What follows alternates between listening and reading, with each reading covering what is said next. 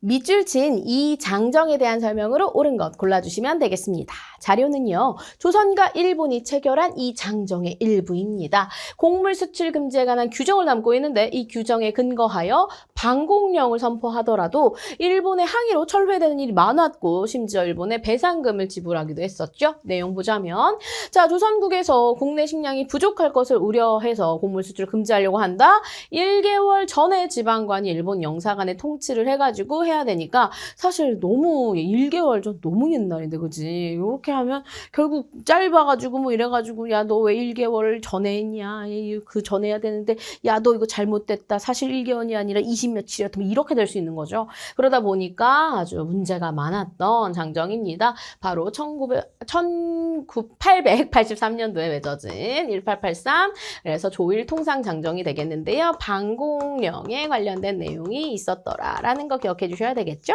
자, 러일 전쟁 아니죠. 러일 전쟁은 더 나중입니다. 1904년부터 5년이 되겠고 러일 전쟁 중에 체결된 건 한일의 정서. 그래서 임자 없는 섬이라고 억지로 우기면 정말 곤란해 나오는 그 독도를 이 한일의 정서로 인해서 이제 일본의 영토로 편입했던 그런 게 관련이 좀 있죠. 그죠? 관련 없고요. 자, 베트남 파병. 와, 벌써 베트남이 아니겠죠. 베트남 파병은 언제 있었던 거예요? 1964년도 박정희 정부 때 있었던 일입니다.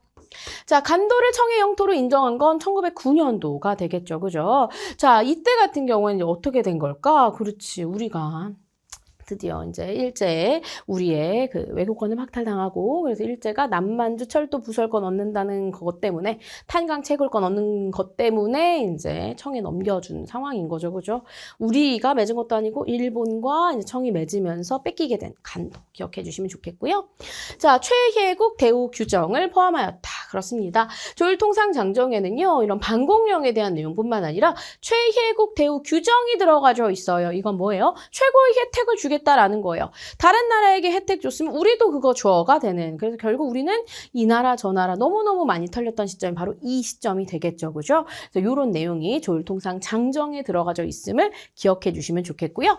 자, 부산, 원산, 인천을 개항하는 근거가 됐던 건 강화도 조약 1876년이 되겠죠. 그래서 이 문제도 생각에 좀 난이도가 있는 문제입니다. 베트남 파병을 좀 제외하면 그래도 다 비슷비슷한 시기 중에 있는 내용이고 특히나 4번하고 5번이 많이 조금 헷갈리셨을 수도 있을 것 같아요. 그래서 여러분들이 이 시점에 이제 여러 가지 조약들이 워낙에 많다 보니까 그 내용들 좀 제대로 정리해 두셔야 앞으로 실수가 좀 없을 것 같죠. 그죠? 그래서 각각의 조약은 어떠한 내용이 주요한 내용인지 그래서 이제 그 조약을 왜 맺게 됐는지 뭐 이런 것들 좀 잘 연결해서 기억해 두시길 바라겠습니다. 여기에서 말하는 장정은 조일통상장정이고 최혜국 대우 규정뿐만 아니라 방공령에 대한 내용이 들어가져 있었더라라는 거 기억해 두시길 바라겠습니다.